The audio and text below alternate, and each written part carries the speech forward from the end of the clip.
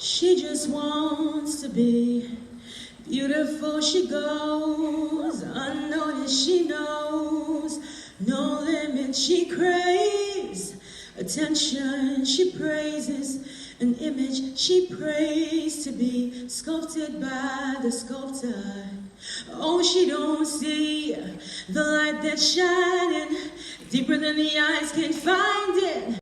Maybe we have made her blind, so she tries to cover up the pain and cut her woes away. Cause cover girls don't cry after their face is made. But there is a hope that's waiting for you in the dark. You should know you're beautiful just the way you are. You don't have to change a thing, the world can change its heart. No scars, see you're beautiful. We're stars and we're beautiful.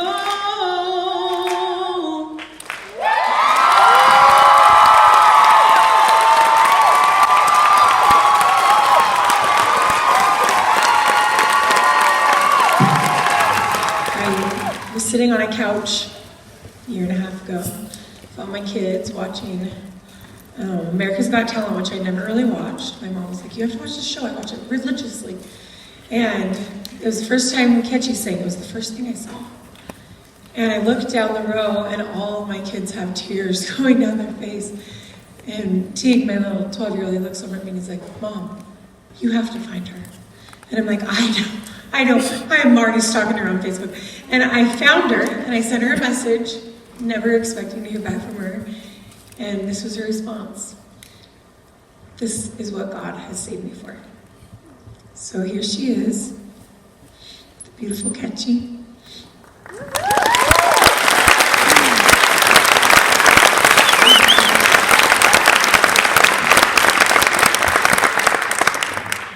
That doesn't matter where you come from, what you're going through. It shows me that there's just some things that are just truths about dealing with trauma and dealing with pain, you know?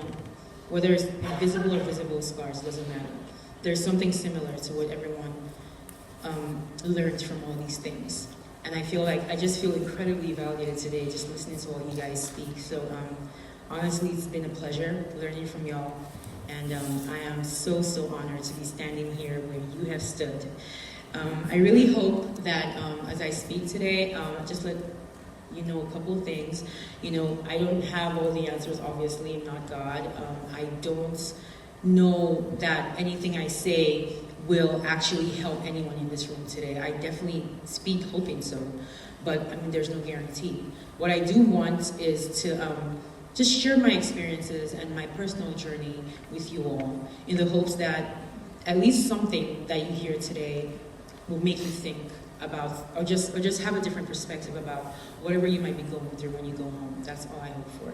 So with that, I'll just start by reintroducing myself. My name is Kechi. I'm a 29-year-old. I can't believe I'm about to be 30, Jesus. Girl, same. I'm 29. I live in Houston with my family. I moved here to America in 2007, 2 years after my accident happened. We lived in Nigeria prior to that. I was born and raised there. So we're a Nigerian family. I was raised in this beautiful, beautiful, modest home. My parents, you know, we never were like, you know, wealthy or anything, but they never made me feel like I was lacking in anything. They gave me pretty much everything I wanted, and within reason, I suppose. And they also just gave me so much love and a level of, I guess, self-assurance, you know, that I think is the reason why I have been able to go through a lot of the things I've gone through and come out on the other side as whole as possible. You know, I really have I have them to thank for everything, honestly, because I remember different things as a kid that I went through, but just never really fazed me just because of the things I believed in myself, about myself at like a very young age that my parents had obviously been telling me about me. So I grew up in a very family, you know, oriented household. I grew up with my cousins. I was an only child for a while until 11 when my sister was born. We're only the two kids that my family has. And I grew up with my cousins, you know, so I didn't really have just my sister. I had like 10 other people who were like my brothers and sisters. So that was the kind of environment I was raised in. I was also raised in a faith-based household, Christian household, because my family, that's just what they believed. I was born into it, and my mom, when you're a kid, you just believe whatever your parents believe. You don't really have a personal understanding, and that's how it was for me. Whatever she did, I did. Whatever she said, we're Christians, okay, cool, I guess we're Christians. So that's just how it was until, I got to a point where I had to decide what my faith was going to mean for me personally. So anyway, had a really great childhood. I was a really happy kid.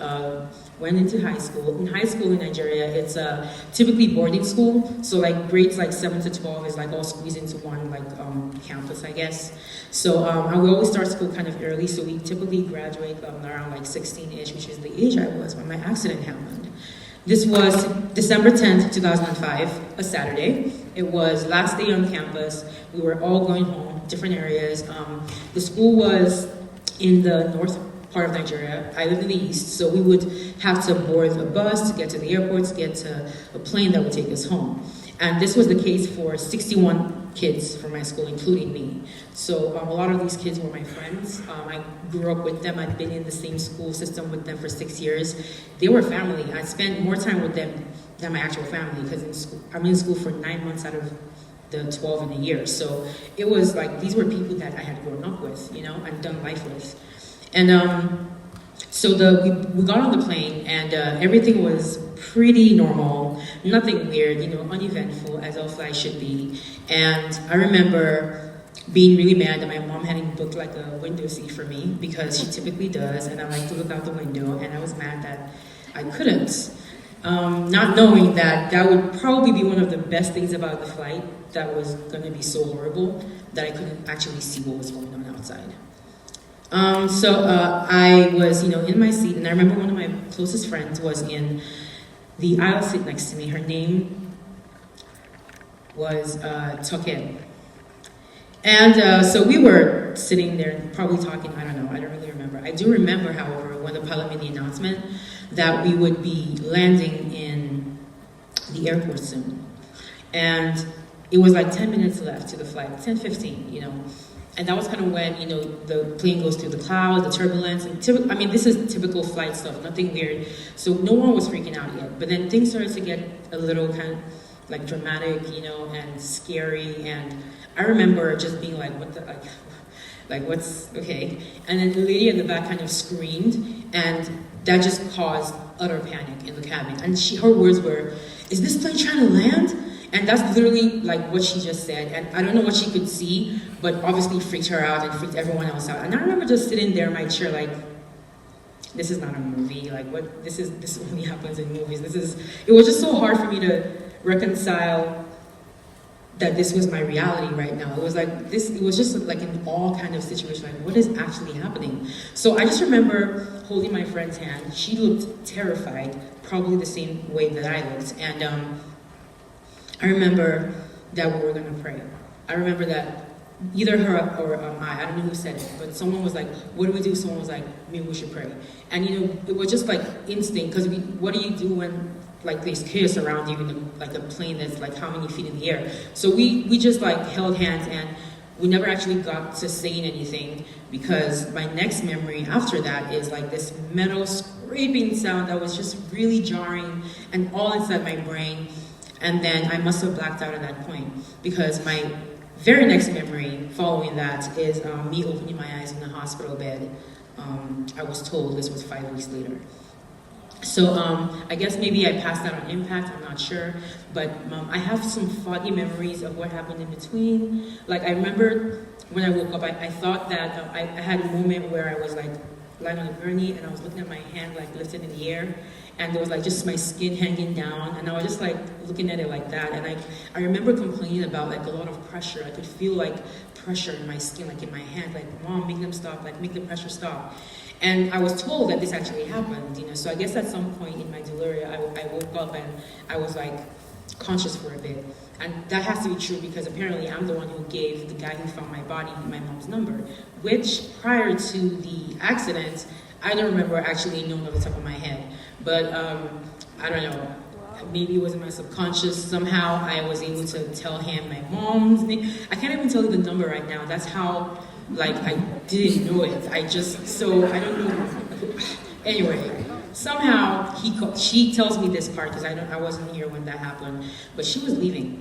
They had seen, all the parents, all the family, they'd seen the plane crash. They'd seen it happen. And it was just like debris. I saw the pictures after, and I just couldn't believe that God could pull anyone out of that alive. It was just, because the plane, I thought it was in like 3 pieces maybe, but it shattered to pieces like glass. It was crazy. So I didn't understand. So when the parents saw that, obviously everyone thought that everyone was gone. So she'd been on her way home when she got the phone call that she should come to the hospital next to the airport, that I was asking for her. And a lot of things happened in between that I don't know, but somehow, next thing, I was opening my eyes and I was in South Africa with full awareness of what had happened and where I was. Why? Because my mom had been talking to me while I was in my coma. I would hear her voice in my subconscious just constantly telling me, you were in an accident, Kechi, you were in a plane crash, it was pretty bad, but you're going to be okay.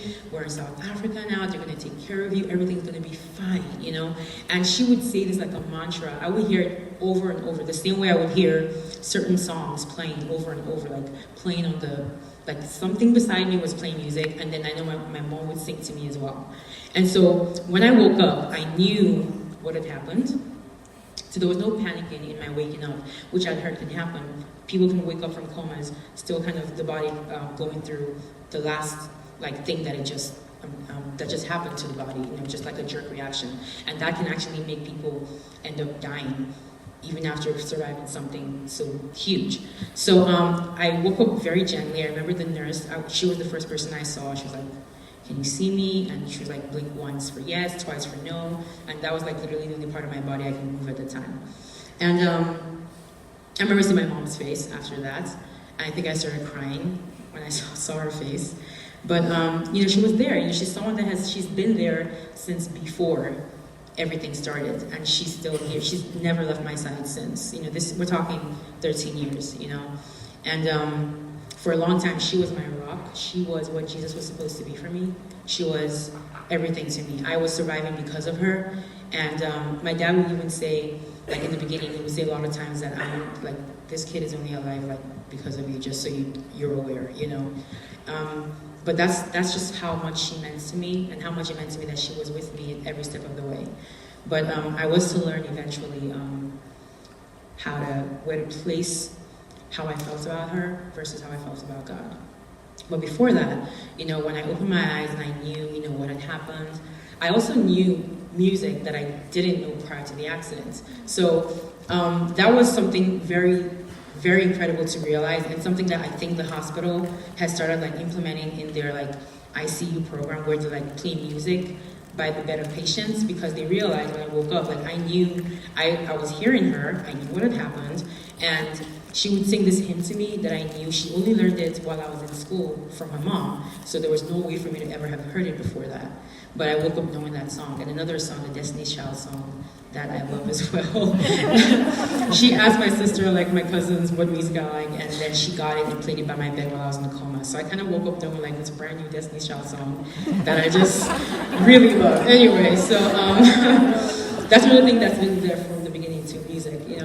It's a driving force in my life. It's an escape, my ultimate distraction from everything that happened with the accident. And of course at the time, even though I did wake up with my voice sounding different, I still didn't, I could never have seen to the future and seen what music would really mean to me eventually. But at this point, I think I kind of want to make it really clear where I want to focus my talk today on, tonight. There's some things that I think are very key to just living in this flawed world. Things that we need to understand as human beings, how we can get through every day. And the key thing to me, that key thing is something that you guys, you wonderful ladies, have already touched on today.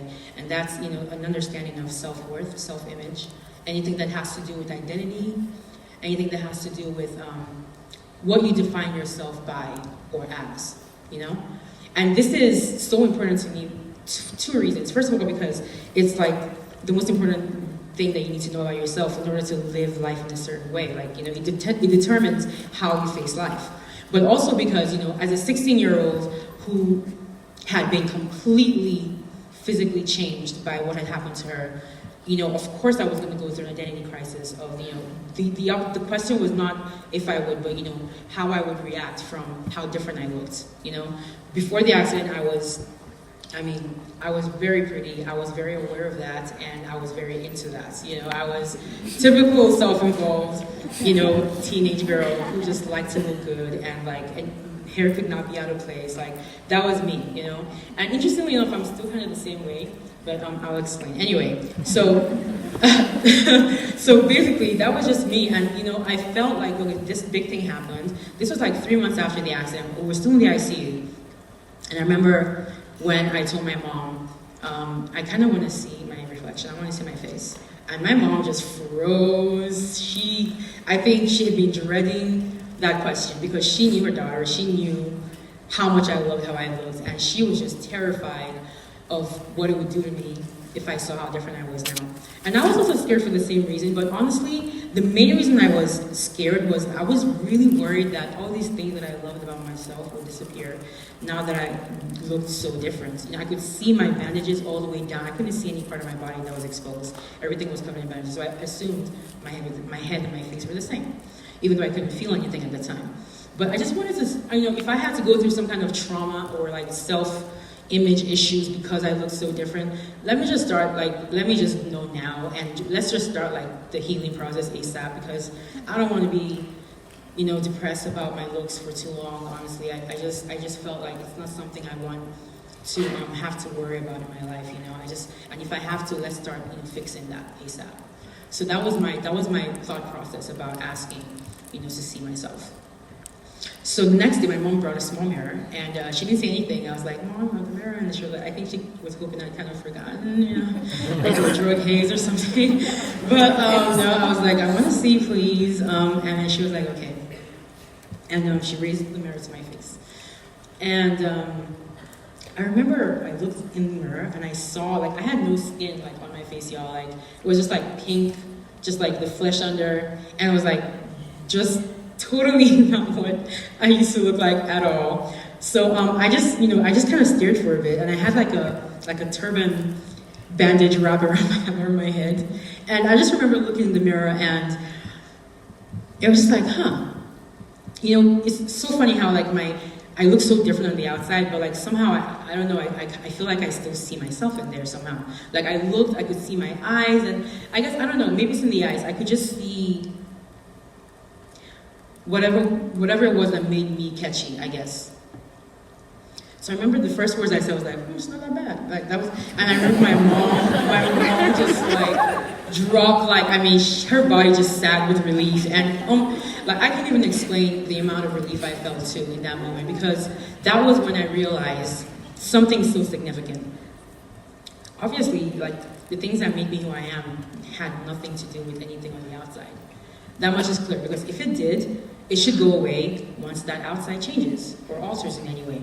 So this was like big revelation for me. It was like, wow, so my scars do not define me. That's very cool. Okay, so because I still felt like I could make the same jokes, act the same way, still want to look good. None of that like changed at all. Just, you know, the vessel, the outside of it just changed, but the inside was like all still the same. So that meant that what defined who I am, my essence, had to come from something way beyond my physical. And that just became my motto. That my scars do not define me.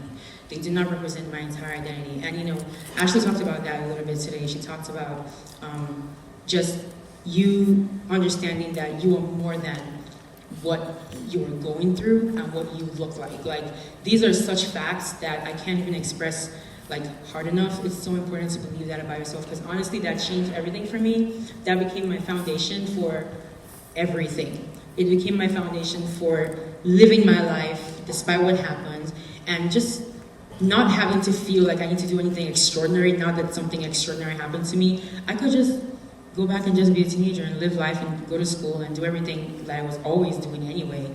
But you know, sometimes doing it a little differently, you know, adapting because my body's different, but still just, you know, living life like anyone else. And so that was like my foundational belief, and that it grounded me so much. And it made me start to think and consider, really, what it would be that would define me then. You know, what do I see as who defines me? And that was, is, and always is going to be God. That is what Jesus is to me. That is what my Christian faith is to me.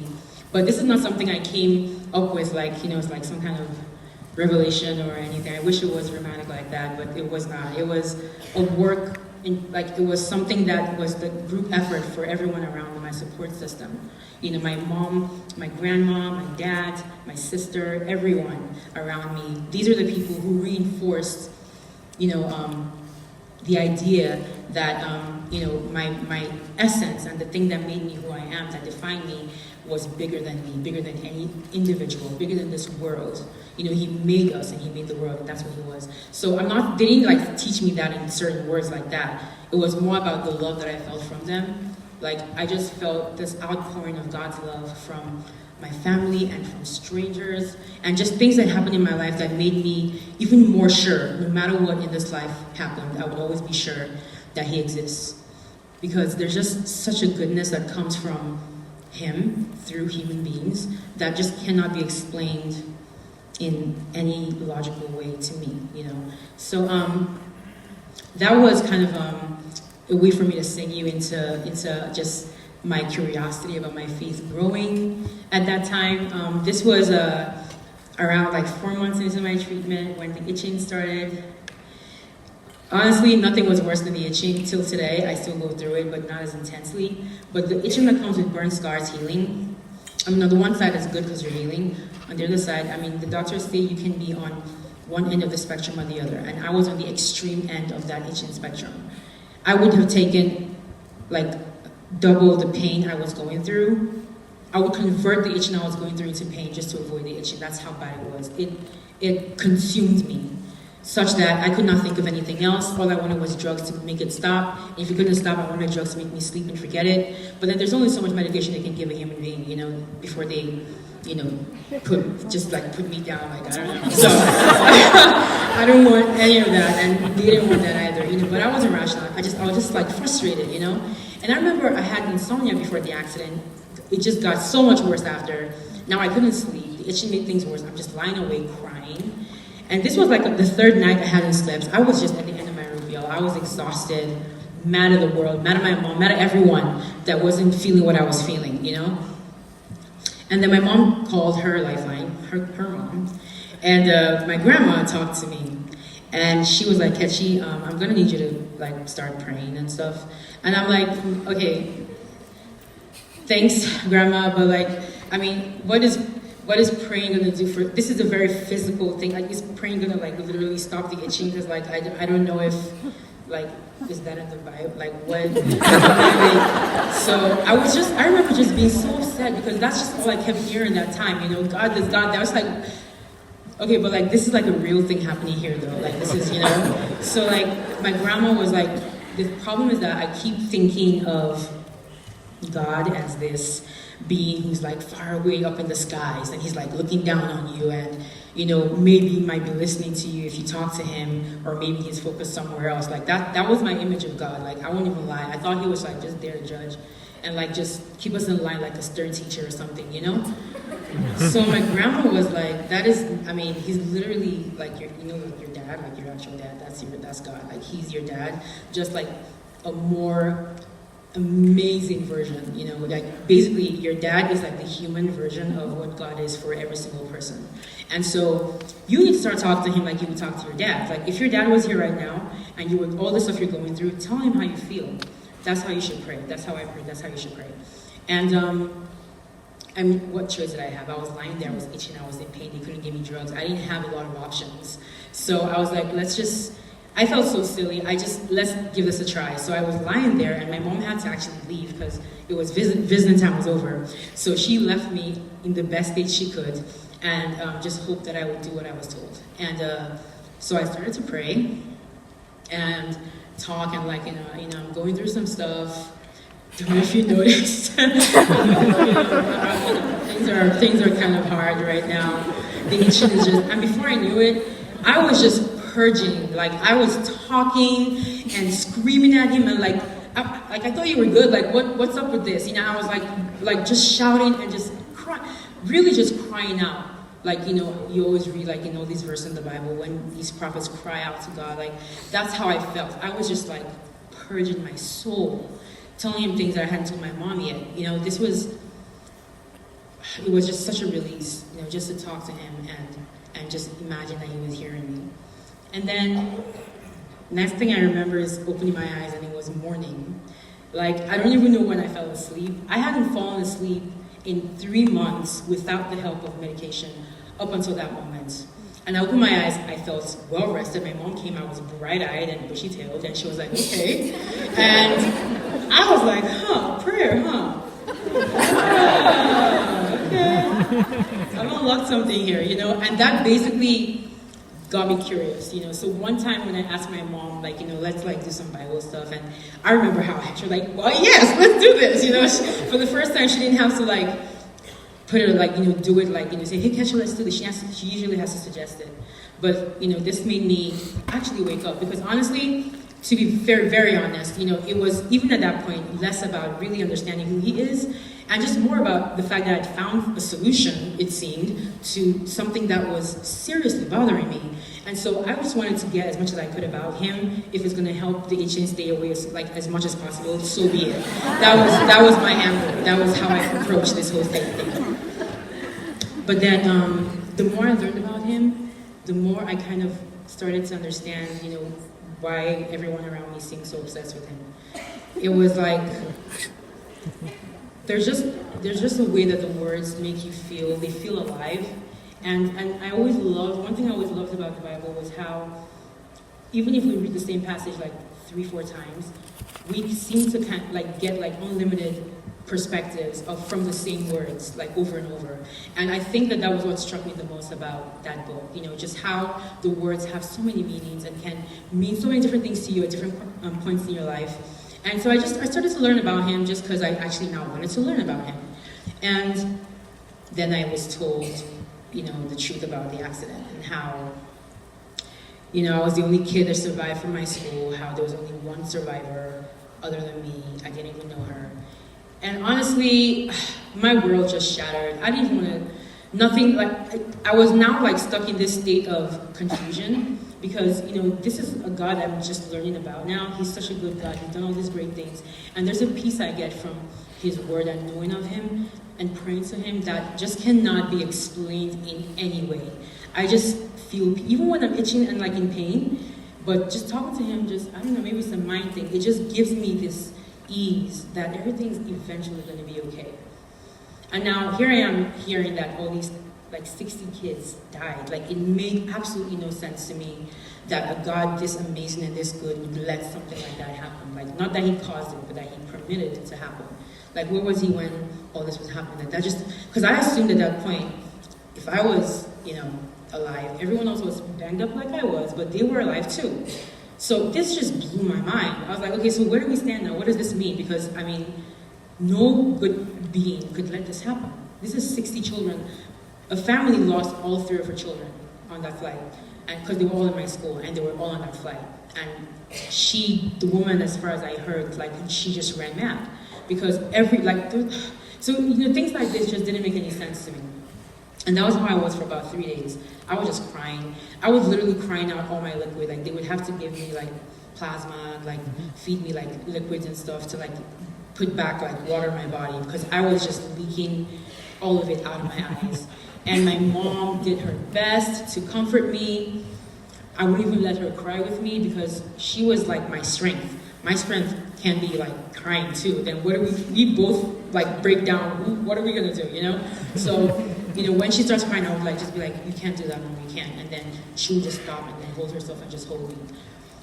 And she wouldn't even hold me properly then because, you know, I see you and all that.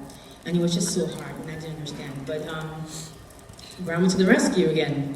So she called her mom, and at this point it was a regular thing to talk to her, my grandma, because she just, I don't know, she was the one who told me about praying. So she was like a wealth of knowledge to me at this point, you know. So my mom called her and was like, I don't know what to do. She's inconsolable. I don't know what to do. And so when my grandma got on the phone. She told me, honestly, Kechi, like, no one knows why these things happen. I'm just going to be frank with you. Sometimes there's no reason, okay? I'm just being honest. Sometimes we don't know why, and we just have to, that's just how it is, By virtue of being born into this world, bad things will happen. And it's not always going to have a reason. And rather than this being hard to hear, this was very different from what I've been hearing so far, and thus made me think. Because I started thinking like, okay, wait, like this actually is true, because what reason really will justify what happened? Like if someone came and told me, so this is what happened, the plane did this and that, and then this happened, and then that's why these kids died. Like, am I going to be like, oh, okay, now I get it, okay, I feel better. That's never going to happen. Nothing is ever going to make me feel like it's a good enough reason to justify 60 kids passing away. And I was at a crossroads as to what to do with my faith. Am I going to abandon this God that I just started learning about because I feel like he didn't do enough? Or am I going to look for a different way to deal with this? Because, at the end of the day, he also gives me a lot of peace. So, how do I deal with this? And just from understanding that, bad things happen, and it's just because we're humans and we live here that these things happen.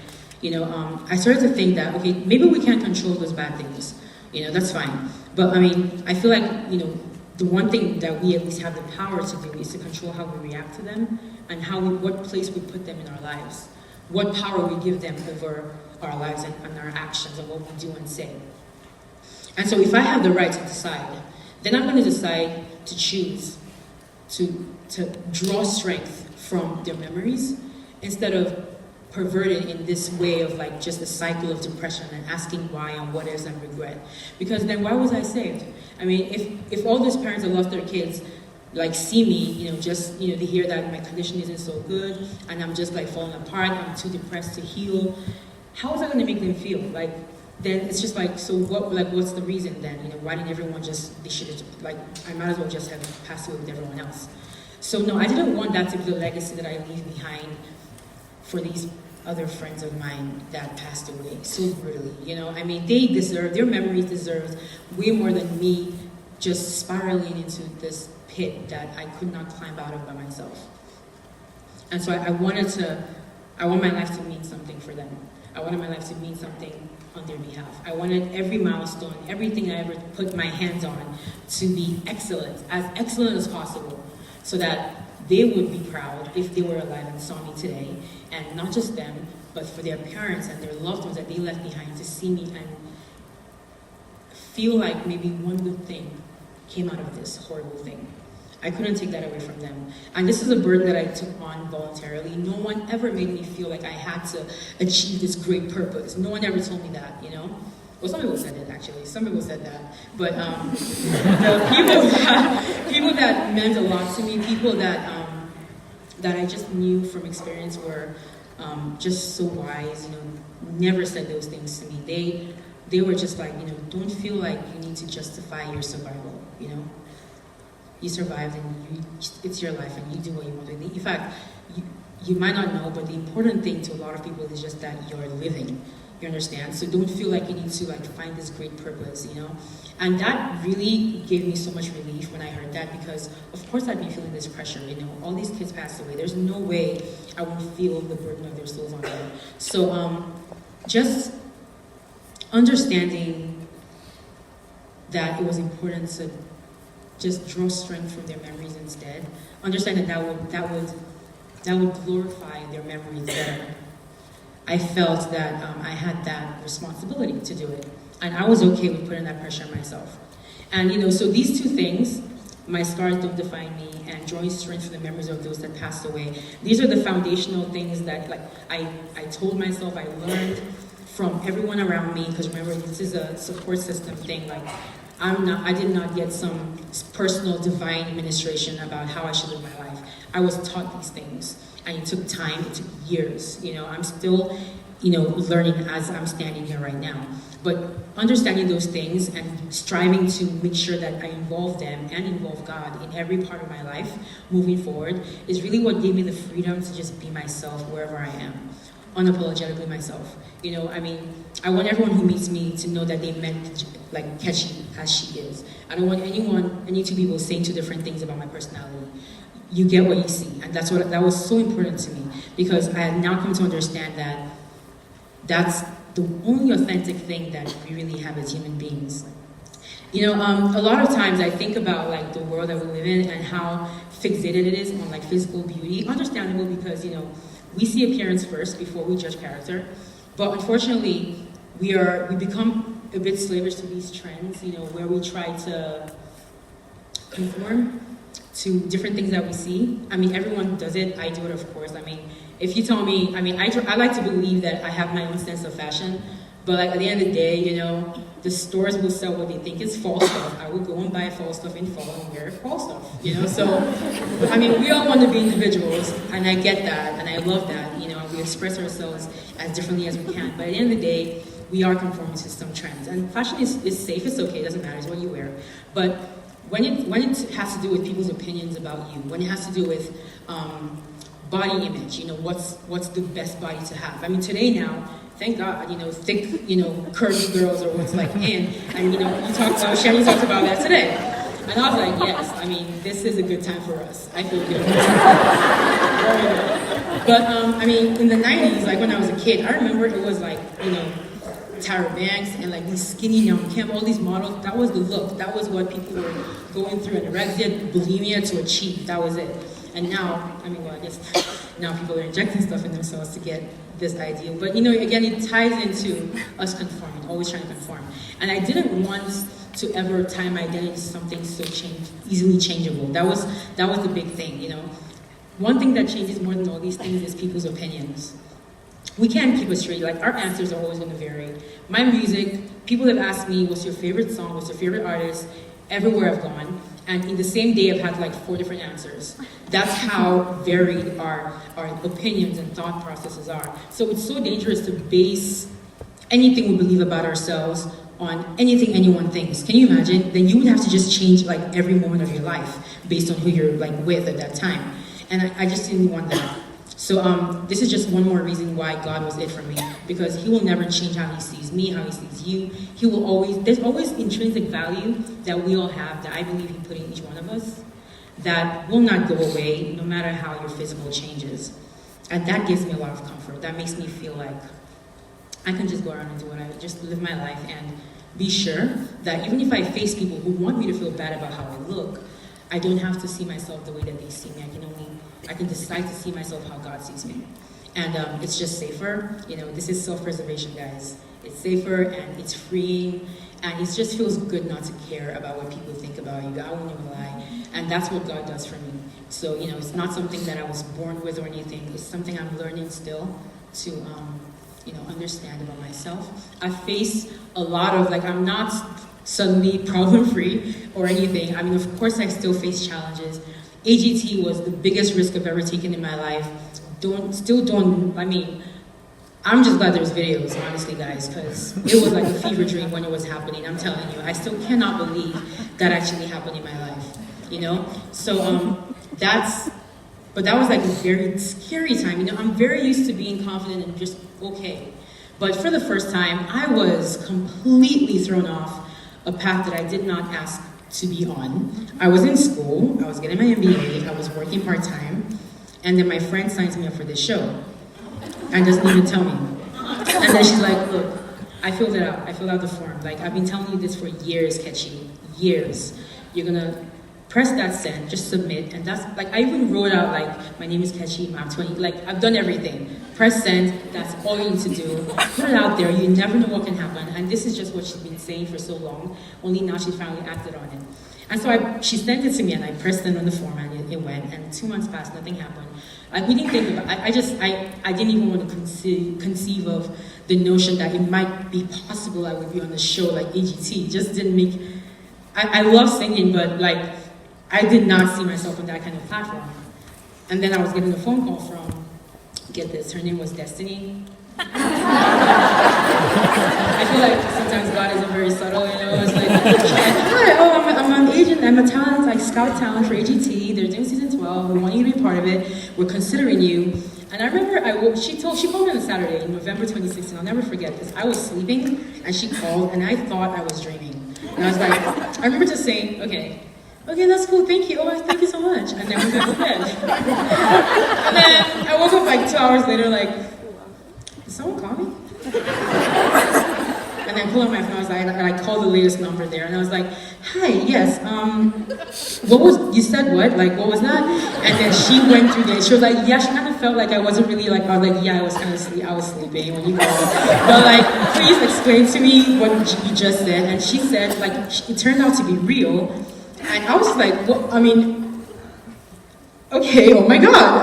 All right, then let's y'all do what you, yeah, cool. You go ahead and do what you need to do and let's see where this goes. And at this point, I told my mom, and she was just like, and I was like, do you think we should like invest anything in this? And she's like, we like to play safe. I'm just like, because she's a planner too, and I'm not really a planner. It's more like, I do not like to be caught off guard. I do not like surprise. Like obviously, birthday surprises are great. I'm not gonna say that that's not nice, but like, if there's anything like life changing or anything like that's gonna affect like just my process and just my daily life, I don't want to be like up like just kind of like.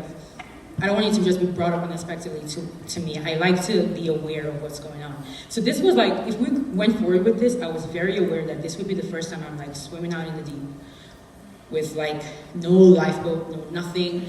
And I'm for the first time having to just let go and just see what happens. That, I say that I live my life as like let go, let God.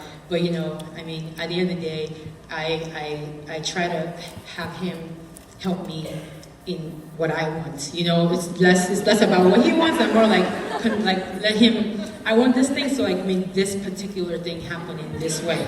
You know what I mean? So for the first time, it was gonna have to be like, I got nothing. There's no history to this. I've never been on a platform like this. This is 0 to 1,000 for real. Never performed on any stage aside from my bedroom, my living room, and my church. In fact, I only started singing in church like a year before that, which was already like, that was already a risk to me. Like that was like already like so much. I was like, Kechi, you're singing in church. Look at you. Like I was proud of myself. So AGT was just like, anyway. So time passed, kept on going to school. They kept on like calling me, asking me for videos, telling me to send them this song. They wanted to find out every single genre of music I love to see what sounded best with my voice. And they flew me out several times to go and shoot this and shoot that. And then in the process of all that, I lost my job because I missed too much work. So I remember when the lady called me, she was like, Kechi, you're a great worker. Like you're a great employee, and you're so smart and talented. But unfortunately, like you're like not here to do the job. And I was just like, fair. I understand. I'm not surprised. I was hoping this wouldn't happen, but I understand that it has. And she was like, I'm really sorry. That it just has to be this way. We just can't depend on you. A lot of times we want you here because of what you can do, but then you're not here, and it just doesn't help us. We're just giving you money at this point.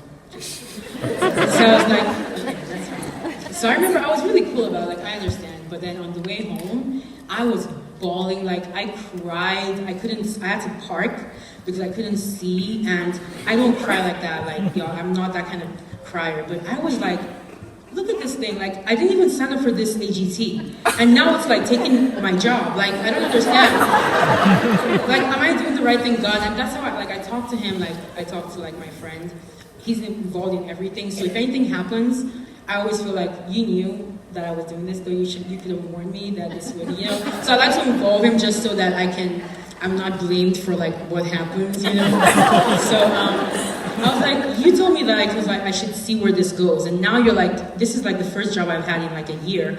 Why would you? I don't understand. Like, am I doing the right thing? I don't even know how agency is gonna go, and now I've lost the one thing that I actually was sure about. Like, what does this mean? And so when I got home, I was crying still. My mom was like, that she wanted me to see it a different way. This might actually just be a sign for you to actually literally just focus fully on this thing and just give God your full attention. That's what it is now. And so that's basically what happened. And next thing I knew, I was like on the stage like several times. Every single time I finished singing, I would be like, this was a great run. I'm so grateful that I got to this point. I'm immensely grateful for this opportunity. Honestly, Ashley, thank you for reaching out to me. You blessed me because I didn't just meet you, I met amazing people, amazing women who are just fighters, warriors. And I also met you amazing people who took time out of your day, your evening, in this cold, freezing evening, to come and all of us speak. So, I mean, that's really all I have for y'all today. I really am grateful for this opportunity to do this for y'all. And I'm gonna end with a song.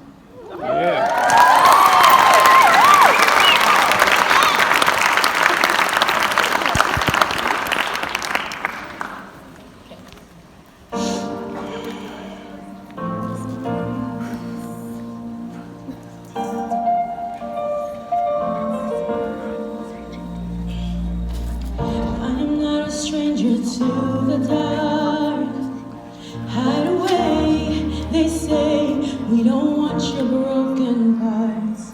I used to be ashamed of all my scars. Run away, they say, no one will love you as you are. But I won't let them break me down to dust. I know that there's a place for us, for we are glorious. When the sharpest words wanna cut me down, I'm gonna sing a flood, gonna drown them out. I am brave, I am bruised, I am who I'm meant to be. This is me. Look out, 'cause here I come, and I'm marching on to the beat I drum. I'm not scared to be seen, I make no apologies. This is me.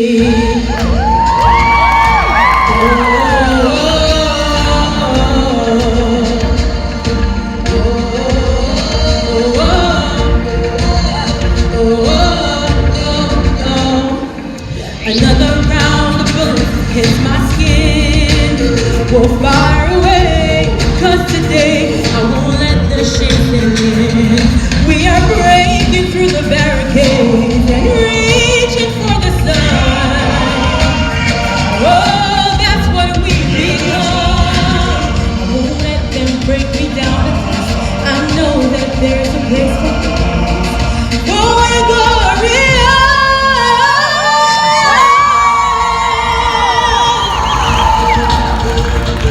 Gonna send the flood, gonna drown them out. I am brave, I am bruised, I am who I'm meant to be. This is me. Look out, 'cause here I come, and I'm marching on to the beat I drum. I'm not scared to be seen, I'll make no apologies. This is me.